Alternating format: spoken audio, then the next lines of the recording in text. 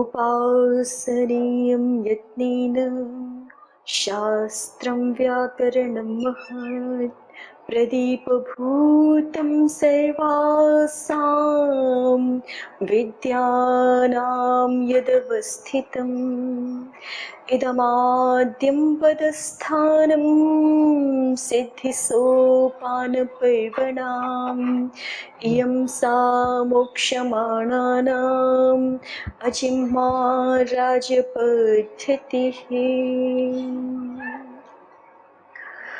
रूपान्तरेण ते देवा विचरन्ति महीतले ये व्याकरणसंस्कार पवित्रितमुखा नराः।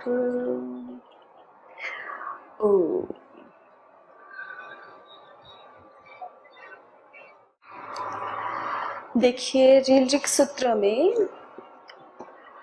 ऋकारोपदेश के प्रयोजन बताए जा रहे हैं समाधाता के द्वारा।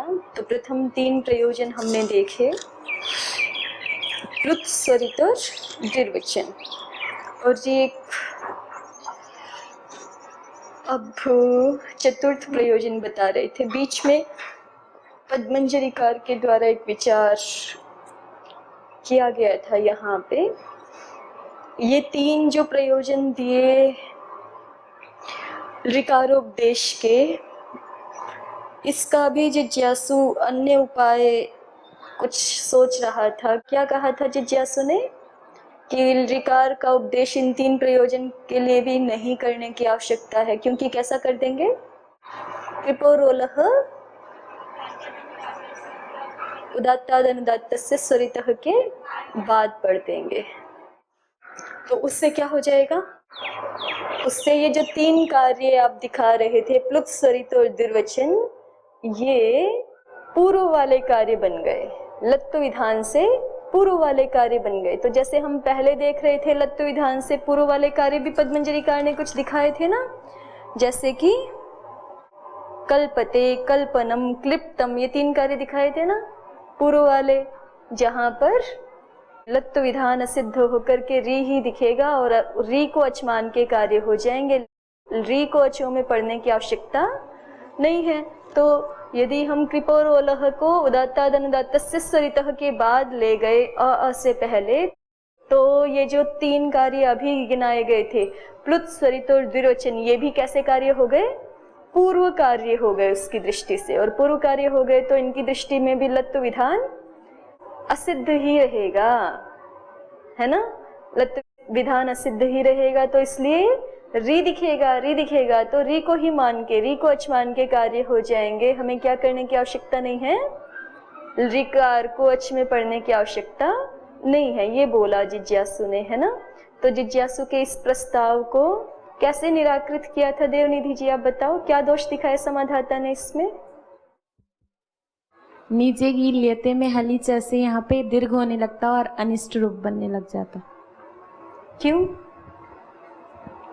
क्योंकि कृपोरोलः को जब हम 8-4 में रखते तो जो पूर्व कार्य है वो असिद्ध होने लग जाता।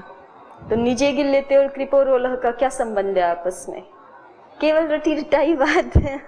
पूरा प्रसंग जो है आपको समझ करके बोलना चाहिए, पूरा पूरा। भाई निजी लेते में दोष कैसे दिखा रहे हो? जिज्ञासु ने तो केवल इतनी बात कही है ना कि कृपोरोलः को वहां ले जाओ, उदात्तादनुदात्तस्य स्वरितः के बाद। तो कृपोरोलः को ले जाने का स्थान चेंज करने के लिए कहा है, निजे गिल्लेते में दोष कैसे दिखा रहे हो? ग्रोयंगी भी वहां पे चले जाएगा। तो सबसे पहली बात तो यही बोलनी पड़ेगी ना। समाधाता ये कहेगा कि आप कृपोरोलः अकेला एक सूत्र नहीं है उस प्रसंग का, है ना। लत्तु प्रसंग का एक अकेला सूत्र नहीं है, बल्कि 5 सूत्र हैं उसी से संबद्ध। वो सारे के सारे 5 सूत्र आपको उठा करके वहां पे लेके जाने पड़ेंगे। और जब 5 के 5 सूत्र वहां लेके जाएंगे तो बहुत सारे प्रयोगों में दोष भी आएगा। कृपोरोलः में जो आपने प्लुस स्वरित द्विवचन प्रयोजन दिखाए वो तो सिद्ध हो जाएंगे, लेकिन बहुत सारे स्थानों में दोष भी आएगा, जिनमें से कि एक है। तो पहली बात तो समाधाता ये बोलेगा ना कि हमें पूरा का पूरा प्रकरण उठा के ले जाना पड़ेगा। लत्तो प्रकरण, केवल एक सूत्र को नहीं ले जा सकते। कृपोरोलह को, लत्तो विधान वाला जो पूरा प्रकरण है 5 सूत्र, वो सारे के सारे वहां ले जाने पड़ेंगे। और सारे वहां ले जाने पड़ेंगे तो क्या हो जाएगा फिर? बहुत सारे दोष। जो अन्य सूत्र हैं कृपोरोलह के साथ, उनमें समस्या आ सकती है। जैसे एक स्थान दिखाया, क्या? निजे गिल्यते। अब बताओ निजे गिल्यते में क्या दोष आएगा? यहाँ पे हलीचा से दीर्घ होने लग जाता और अनिष्ट रूप सिद्ध होता। मैं इतना ही बोलूं तो समझ आएगा आपको? पूरी बात बताओ कि पहले क्या था, तब क्यों नहीं हो रहा था, अब हलीचे क्यों प्राप्त होने लग गया, पूरा बोलो। ग्रो यंगी से यहाँ पे लत्व विधान नहीं होगा और निजे गिल्यते की सिद्धि करो चलो पहले, फिर बात अपने आप ही समझ आ जाएगी। इनको दो देवकांति जी को, निजे गिल्यते की सिद्धि करो भाई। ग्री निगणे धातु ग्री निगरणे हाँ भूपाते धातव नहीं धातु एकाच हलादे क्रिया समभरे यंग हाँ यंग लाए ग्री निगरणे धातु रेकाचो हलादे क्रिया समभिहारे यंग। फिर उसके बाद संयंग हो से द्वित्व कार्य, सीधे द्वित्व गुण दिखाएंगे तो फिर उसको गीत होने से सार्व किंगित इच्छ से निषेध हो जाएगा। इडागम तो प्राप्त है नहीं, है ना? नहीं वलादि नहीं है ना? नहीं नहीं है ना? नहीं आर्धातुक तो है लेकिन वलादि नहीं है, तो इडागम तो है नहीं। फिर दूसरा कार्य क्या होता है? गुण कार्य, गुण वृद्धि आदि कार्यों की प्राप्ति। तो गुण तो प्राप्त है, आर्धातुक प्रत्यय है, सार्धातुक आर्धातु कयोः सूत्र से गुण प्राप्त है, उसका निषेध कैसे हो जाएगा? गित है ना जी, तो किंगिति जैसे गुण निषेध हो गया। फिर आगे संयंगों से द्वित्व कार्य हो जाएगा। उसको संयंगों से पहले और कुछ भी प्राप्त है? हाँ क्या?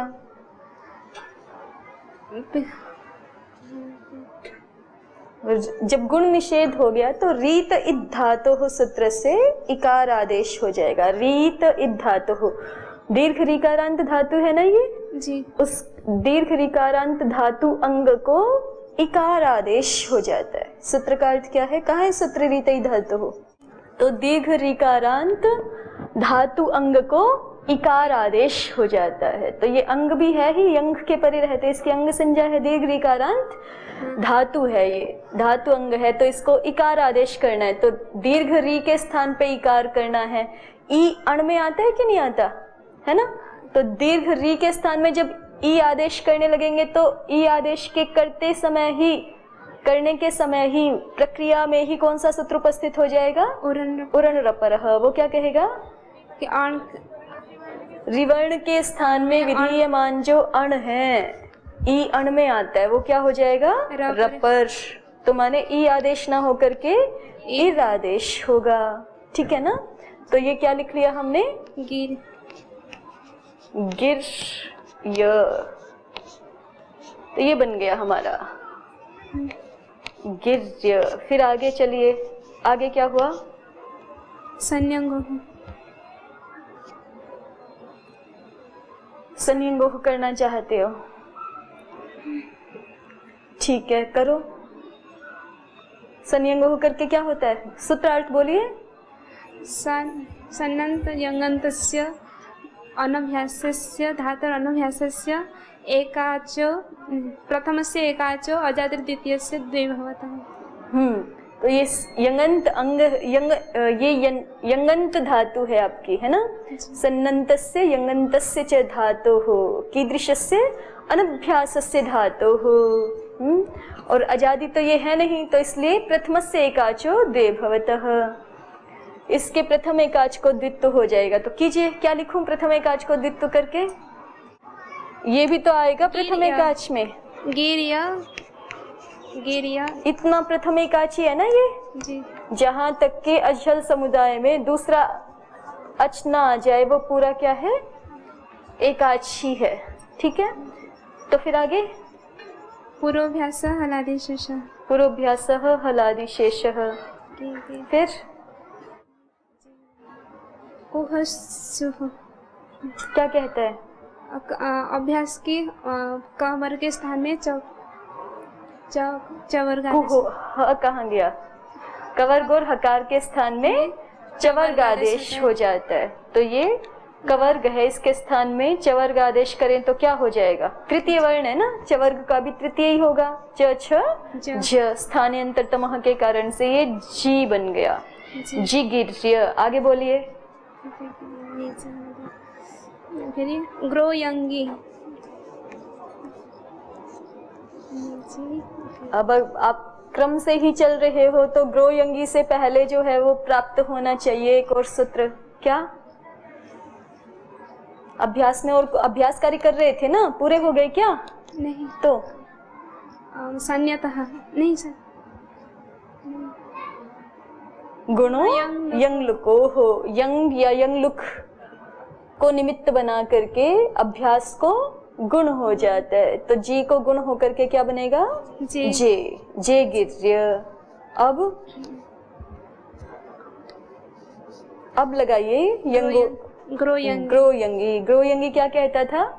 यंग के परे रहते ग्री धातु के रेफ को लत्त हो जाता है। तो ये जो रेफ है ये ग्री धातु का ही रेफ है ना, देखिए इसी के री के स्थान पे इर आया है, तो ये धातु का ही रेफ है, ग्री धातु का ही रेफ है, तो इसको लत्त हो गया तो क्या बन गया? जे गिल्य। अब आगे अब फिर स्वादि उत्पत्ति होके, हाँ पूरा जो है वो स्वाद्य उत्पत्ति होके तिबाद्य उत्पत्ति होकर के लट ले आए और फिर ये शप और लट के स्थान में ते, क्योंकि यंग है ना गित, तो गित से आत्मने पद होना है, तो यहाँ पर आपका क्या हो जाएगा? अतोगुणे। अतोगुणे हो जाएगा ना जी। तो क्या बन गया ये? जे गिल्यते और नी उपसर्ग है, तो इसलिए क्या हो गया? निजे गिल्यते। ये सिद्धि है। अब देवनिधि जी बताएंगे क्या हो जाता। ये तो आपको केवल मतलब ये तो आधारभूत सिद्धि है ना। अब इसमें आप बताओ कि जहाँ पे ग्रोयंगी है वहीं पे रहता तो कैसे दोष नहीं ये अभिष्ट रूप कैसे सिद्ध होता, दोष क्यों नहीं आता? और ग्रोयंगी का यदि आप स्थान परिवर्तन कर देंगे, उदात्ताद अनुदात्तस्य स्वरितः के बाद ले जाएंगे तो दोष कैसे आ जाएगा? हलीच जो सूत्र है ये 8-2 का है, और जो ग्रोयंगी से हमने लत्व किया है वो 8-4 का हम मान रहे हैं अभी। तो पहले 8-2 का ही मानो, 8-2 का मान के दोष नहीं आ रहा ये दिखाओ पहले, ठीक है? तो 8-2 में ही ग्रोयंगी हमारा 18 नंबर है ना, और हलीचे सप्त सप्तति तमम सूत्रम वर्तते हलीचे इति, और ग्रोयंगी है हमारा 20 सूत्रम, ठीक है? तो ग्रोयंगी आपका 20वां सूत्र है और ये हलीचे 77वां सूत्र है 8-2 में ही। फिर क्या होगा? ग्रोयंगी सिद्ध हो जाएगा, तो निजे गिल्यते रूप इष्ट रूप जो हम देख रहे हैं वो सिद्ध हो जाएगा। अगर ग्रोयंगी को हम अब देखो मतलब कि आपका ये जो आपने लत्व किया है यहाँ पे र को ल, ये ग्रोयंगी सूत्र से किया है जो कि पूर्व में है, 8-2 में भी पूर्व में है। अब ये कर लेने के बाद या तो देखो 2 स्थितियां हो सकती हैं। हलीचे सूत्र लगा दें, हलीचे सूत्र लगा दें कि हल परे है और ये लत्व सिद्ध होकर के रेफ दिख जाए, ऐसा अगर सोचें तो फिर दिखेगा नहीं, क्योंकि ये सिद्ध नहीं होगा ना लत्व जो किया है, क्योंकि असिद्ध कहाँ होता है? ग्रोयंगी से पहले का कोई कार्य करना हो उसमें तो असिद्ध होगा। पूर्वत्रा सिद्धम, पूर्वत्रा सिद्धम का मतलब क्या है? जो यहाँ के कार्य हैं वो अपने से पहले पहले त्रिपादी के जो कार्य हैं वो पर वाला सूत्र पूर्व सूत्र में असिद्ध होता है, सूत्र की दृष्टि में असिद्ध होता है, ऐसा अर्थ है ना। देखो 2 ग्रुप्स है ना, एक तो ये मान लो आपकी है ये सपाद सप्ताध्यायी, और एक है ये त्रिपादी। तो पूर्वत्रा सिद्धम, त्रिपादी का पहला ही सूत्र क्या है? पूर्वत्रा सिद्धम। तो त्रिपादी की दृष्टि से पूर्वत्र क्या बनेगा भाई? यही तो पूर्वत्र है ना, ये जो सपाद सप्ताध्याय है यही तो पूर्व है, ठीक है। इस पूर्वत्र माने पूर्व में जो भी कार्य, तो त्रिपादी की दृष्टि से पूर्व में ये कार्य हैं, ठीक है। तो पूर्व कार्यों के करने में त्रिपादी असिद्ध रहती है। ये सिद्ध है, ये असिद्ध है, माने ये अधिक बलवान है। अगर इन दोनों में की तुलना करें, कहीं कोई कार्य एक साथ प्राप्त हो, ये वाला भी और ये वाला भी, तो बलवान कौन रहेगा? ये सप्ताध्यायी का कार्य बलवान रहेगा, वही होगा पहले, ठीक है।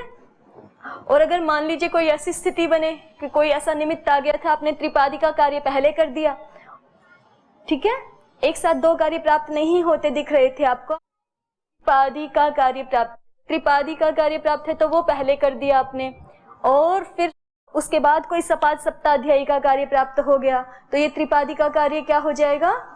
यदि आपने कर भी लिया है तो पहले ही कोई ऐसी स्थिति बन गई कि विचार मात्रा बुद्धि से कर रहे हैं कि भाई यहाँ तो ये जो है वो 7-2 का भी कार्य प्राप्त है और 8-2 का भी कार्य प्राप्त हो रहा है, एक साथ दिख रहे हैं दोनों के निमित्त, तो फिर पहले कौन सा करना पड़ेगा?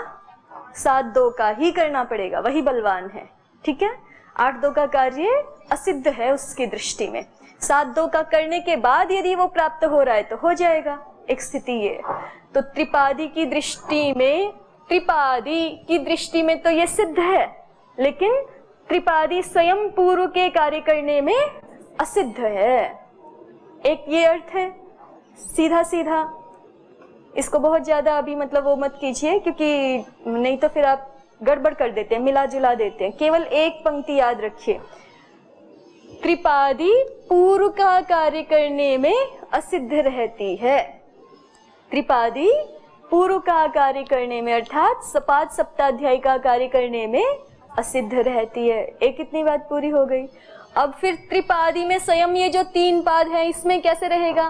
तो इसमें भी वही ये जो पूर्वोत्तर सिद्धम सूत्र है ना, पहला 8-2 का, ये आप ऐसे मान लीजिए कि सब पूरे उसमें लगता जाता है, मतलब जैसे अनुवृत्ति होती है ना किसी सूत्र की, ऐसे पूरे 8-2 8-3 में जाता है। तो फिर इसका मतलब क्या होगा कि हर सूत्र के साथ हम कह रहे हैं पूर्वोत्तर सिद्धम, कि ये सूत्र पूर्व के करने में असिद्ध है, माने पर वाला सूत्र पूर्व सूत्र के करने में असिद्ध है, या पर वाला कार्य पूर्व कार्य के करने में असिद्ध है, ऐसे अर्थ बनेगा ना।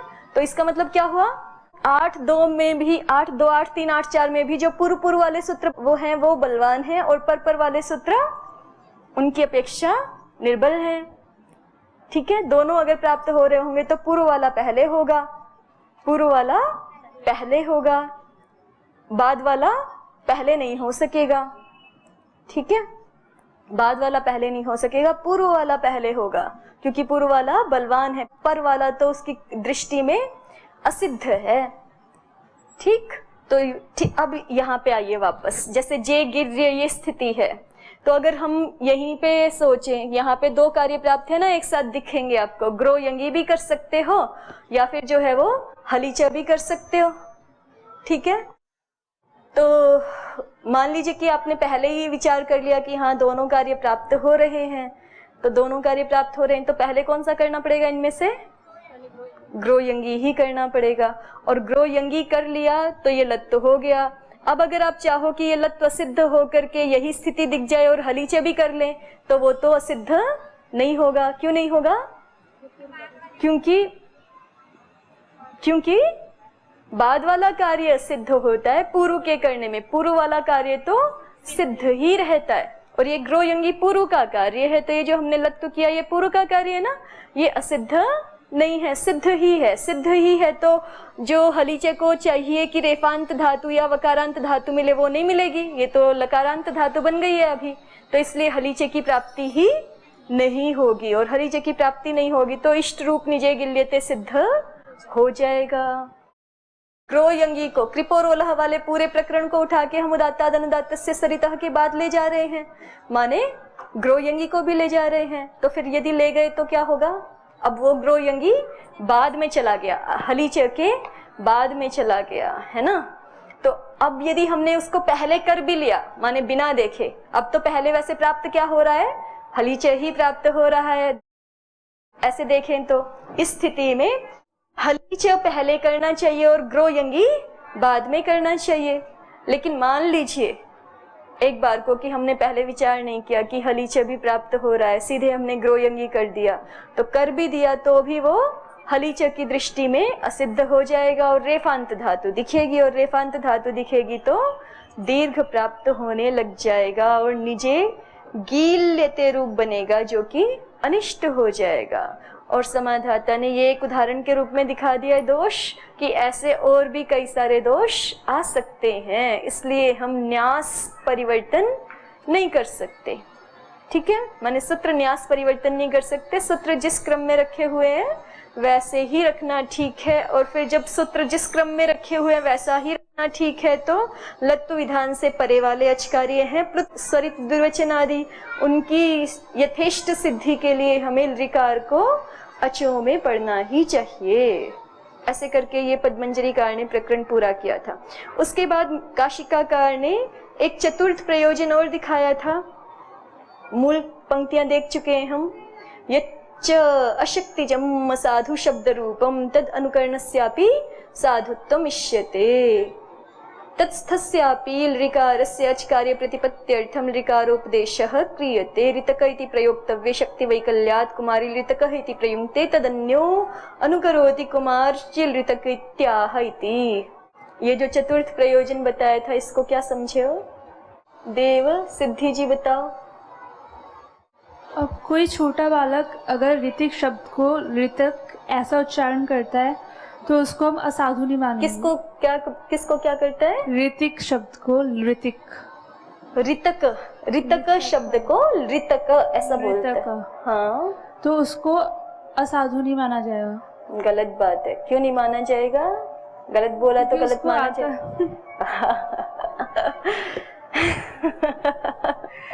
उसको आता नहीं इसलिए उसको असाधु माना जाएगा। और लेकिन अगर उसका बड़ा भाई अपनी माँ से अगर उसको ऐसा बताता है कि छोटा भाई ऋतक को ऋतक बोल रहा है तो उसका अनुकरण कर रहा है तो उसको असाधु नहीं माना जाएगा। कोई भी, ये तो केवल उदाहरण के रूप में हमने लिया था। जैसे यहाँ क्या बोला है कि कुमारी कोई छोटी बच्ची है, उसको किसी को ऋतक बुलाना था लेकिन उसने ऋतक ना बोल करके क्या बोला? ऋतक। तद अन्य अनुकरोति। अब उसके परिवार में कोई भी किसी दूसरे को बता रहे हैं कि देखो कुमारी ऋतक इत्याह, तो ये जो अनुकरण किया गया दो है ना, एक जो छोटा बालक शक्ति वैकल्य के कारण बोल रहा है, या कोई भी छोटा बालक ही नहीं, बड़ों के भी जिह्वा में कुछ के विकार हो सकता है, या किसी भाषा में जो है अपाटव हो सकता है ना। जैसे अंग्रेजी यहाँ की भाषा ठीक नहीं बोल पाते, और हम लोगों ने यदि अंग्रेजी नहीं सीखी हो तो हमसे उनकी ध्वनियों में दोष होते हैं बोलने में, है ना। तो जिह्वा का अपाटव, उसके कारण से कोई भी व्यक्ति यदि दोषयुक्त बोल रहा है तो वो जो बोल रहा है वो तो असाधु ही है, लेकिन उसको कोई अन्य ये पहला जो बोला गया असाधु शब्द, ये हो गया अनुकार्य। ये क्या हो गया? अनुकार्य। अनुकार्य क्यों कह रहे हैं इसको अनुकार्य? क्योंकि इसका आगे अनुकरण किया जा रहा है, जिसका अनुकरण किया जाए वो अनुकार्य।